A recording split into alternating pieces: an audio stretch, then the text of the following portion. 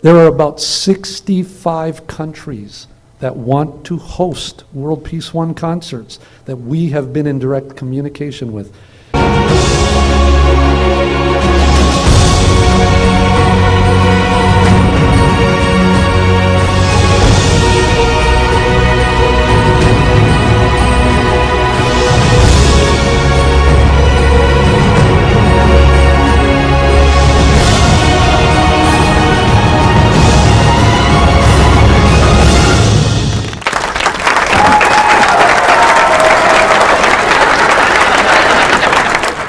In order to execute the concerts and promote the concerts, we need somebody who's a professional from inside the industry.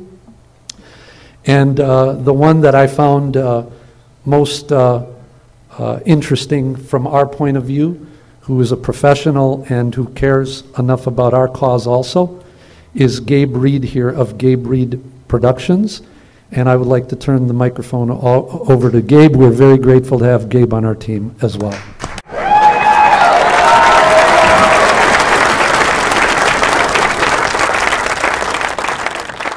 How I got involved in this is I kind of was on your track.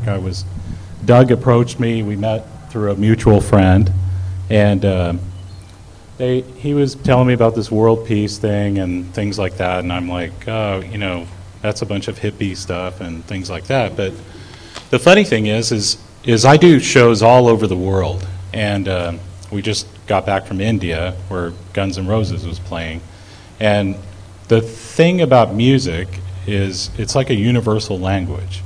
It's like we do shows in South America all the time where the majority of people there might speak English but probably don't, but they know every Kiss song or every Motley Crue song or every Led Zeppelin song or whatever it is. And they sing along and they get excited and they chase you back to the hotels and all that sort of stuff. And the more I talked to Doug, the more I realized that there's a great message out there that he is putting forth and the organization is putting out there that can be translated to people all over the world through music. And, you know, even in India this past week or so, as I was there, and I'm thinking, you know, this would be a great place to do one of these world peace concerts that Doug keeps talking about. And, you know, spread a positive message of peace. And of course, you know, it's all too often recently we've seen outbreaks of violence and senseless things going on in the world, and you know, what better message to put out there to young people who go to concerts a lot, and really multi-generations that go to concerts, is, you know, you don't have to have senseless violence. There's a peaceful message that can be, you know, filtered out there. And the thing is you can have politicians and people like that, you know, say that we need to have a more peaceful world, but people are more likely to listen to Paul McCartney or even Axl Rose, you know, get up there and tell them, you know, hey, this is the way things should be, than they are, you know, from, you know, one of our prominent politicians that we always hear from, especially recently. So the thing is I've done concerts. You know, it's not a we know how to mobilize things on an international level, so we're not, what I wanted to bring to World Peace One is sort of like put the rubber to the road, make things happen.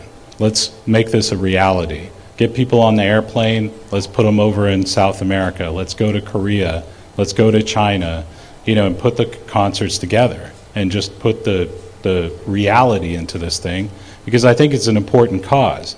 And I think it's, if you mix that in with rock and roll, which I think rock and roll is sort of a universal language that, like I said, everyone around the world, even if they speak Portuguese or, you know, Russian or whatever their language is, they all love rock and roll everywhere. It's like amazing.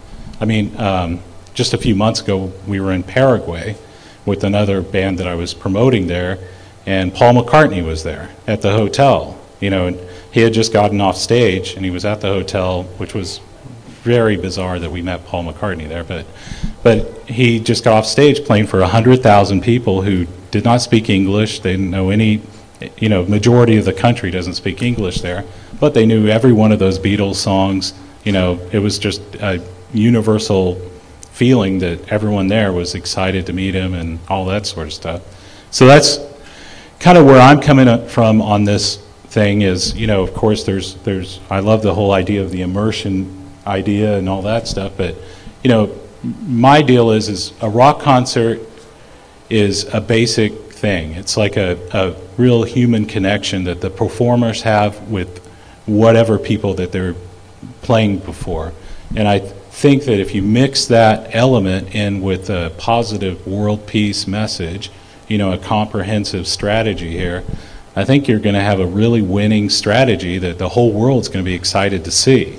The whole world might not be that excited about, you know, do good to your fellow man, but they're going to be really excited to see a rock concert.